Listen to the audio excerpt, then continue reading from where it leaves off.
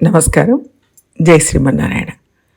తిరుప్పావైలో 21వ పాసురంలో గోదాదేవి మనకు ఏం అనుగ్రహం చేసిందో ఒక్కసారి చూద్దాం. నిన్నటి పాసురంలో గోపికల ప్రార్థన విన్న నీలాదేవి, నేను కూడా మీలో ఒకతేనే కదా, రండి అందరం కలిసి స్వామిని నేత్రలిపుదాం అని గోపికలు పిలిచింది. ஏத்தக்கலங்கள் எதிர்பொங்கி மீதளிப்ப மாத்தாதே பால் சொரியும் வள்ளல் பெரும் பசுக்கள் ஆத்தப்படைத்தான் மகனே அறிவுராய் ஊத்தமுடையாய் பெரியாய் உலகினில் தோத்தமாய் நின்ற சுடரே துயிலழாய் மாத்தார் உனக்கு வலி தொலைந்து உன் வாசற்கண் ஆத்தாது வந்து உன் அடிபடியுமா போலே போத்தியாம் வந்தோம் புகந்தேலோரெம்பாவாய். ஏத்தக்கலங்கள் எதிர்பொங்கி மீதளிப்ப மாத்தாதே பால் சொரியும் வள்ளல் பெரும் பசுக்கள் ఆత్తపడైతాన్ మగనే అరివురాయ్. ఆవుల పొదుగుల కింద కుండ పెట్టడమే ఆలస్యం, కుండలో నుండే పాలు పైకి పొంగుతున్నాయా అన్నట్టుగా నిండిపోతున్నాయి. అలాంటి పశువుల మందలు నందగోపుడికి లెక్కలేననున్నాయి.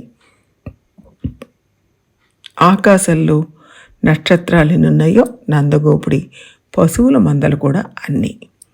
అంత పశు సంపద గల నందగోపుడి కుమారుడా, తెలివి తెచ్చుకో అని గోపికలు కృష్ణుణ్ణి నిద్రలేపుతున్నారు.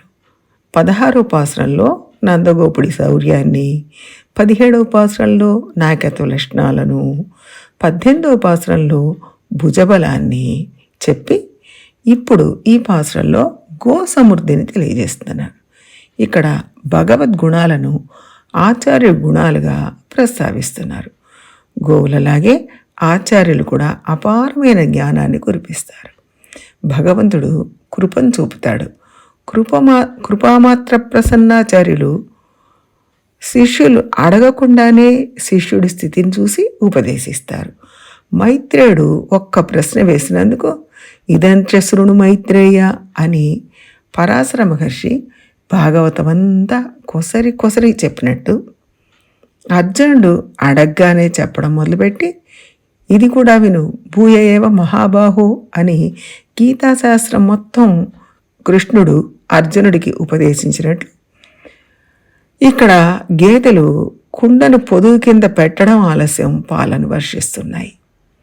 ఉత్తముడయాయ్, దృఢమైన ప్రమాణ సిద్ధమైన వాడా, అంతులేని మహత్వము కలవాడా, ఆశ్రిత రక్షణార్థం లోకంలో అవతరించిన తేజస్వరూప అంటున్నారు. శ్రీమన్నారాయణ తత్వం దృఢంగా వేదాలలో ప్రతిపాదించబడింది. అయినా ఆయన తత్వం ఆ వేదాలకు కూడా అందరిది. స్వరూప రూప గుణ విశేషాలు మనస్సుకో వాక్కుకో అందని నిరతిశయ మహత్వం కలది. దాన్నే పెరియాయ్ అంటున్నారు.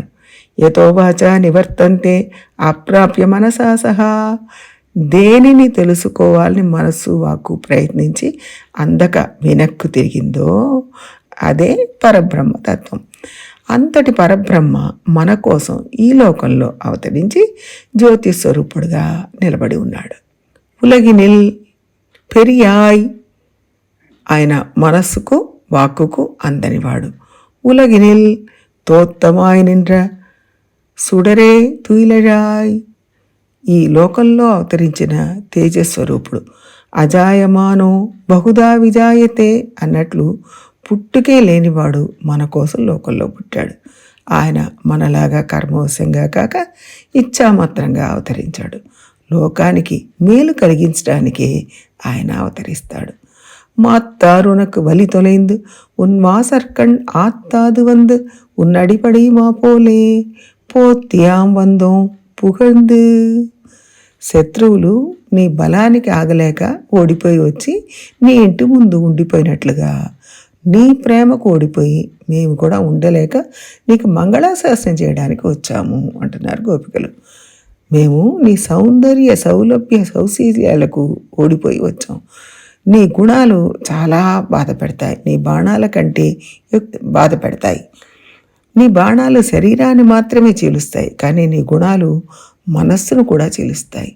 పరమాత్మకు శత్రువులు ఉంటారా? అంటే ఉంటారు. ఆయన భక్తుల శత్రువులు ఆయనకు కూడా శత్రువులు. ఆయన తత్వం తెలుసుకోలేక నేను నాది అని అహంకరించే వారంతా ఆయనకు శత్రువులు. ఆయన ఆజ్ఞ పాటించని వారు కూడా ఆయన శత్రువులు. అలాంటి శత్రువుల మీదకి బాణాలు వదిలిపెడతాడు. గోపికలు ఆయన గుణాలకు ఓడిపోయి వచ్చారు. ఇక్కడ యాం వందోం, మేము రావడం అంటే మా స్వతంత్రాన్ని చూపడమే అవుతుంది. అది నిషిద్ధం, అయినా ఆగలేక వచ్చాం.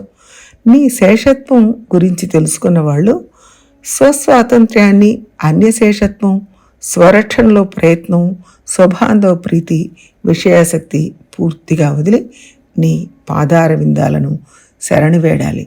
అలా ఉండలేక నిన్ను చేరాలన్న త్వరలో నీకు మంగళం పాడుతూ మేమే వచ్చాం అని గోపికలు తమ స్థితిని కృష్ణుడికి విన్నవించుకున్నారు. ఇందులో కలంగళ్ అంటే శిష్యులు, పశువులు, శాస్త్రంలోని రహస్యార్థాలు.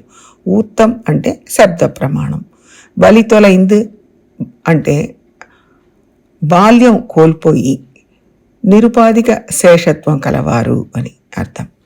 పాల్ భోగ్యమైన జ్ఞానము, పశుక్కళ్ ఆచార్యులు. ఆండాళ్ తిరువడిగలే శరణం.